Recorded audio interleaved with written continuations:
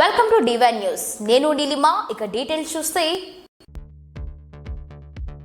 I want entire Janasena party MLAs and MPs, entire Janasena party MPs and MLAs and ministers, raise your voice against any kind of law and order situations.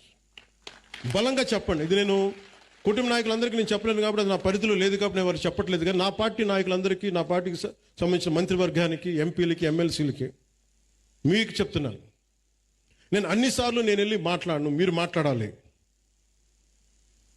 మీరు కూర్చోబెట్టి law and ఆర్డర్ని మట్టుకు కూర్చోబెట్టి కులాలని రాజ్యంగా వాడుకుంటే మట్టుకు మీరు కామ్గా ఉంటే కుదరదు. నన్ను దయచేసి మీ అందరికీ చేతులెత్తి నమస్కరిస్తున్నా. కులానికి నన్ను దయచేసి పరిమితం చేయకండి. మీ అందరికి చేతులెత్తి దండం పెడుతున్నాను. ప్లీజ్ చేతులెత్తి దండం పెడుతున్నాను. దేశం బాగుండాలి, రాష్ట్రం బాగుండాలి, ప్రజలు బాగుండాలని కోరుకుంటే కూర్చోబెట్టి కులం కులం కులం అని చెప్పి ఎవడో క్రిమినల్ కులంలో కూర్చొని చేస్తే నన్ను ఏం చేయమంటారు? దానికి నేను బాధ్యత వహించాలా? దానికి ఒక 14 ఏళ్ళ ఒక ఆడబిడ్డను రేపు చేసిన వాడిని కూర్చోబెట్టి నేను వెనకేసుకు రావాలా?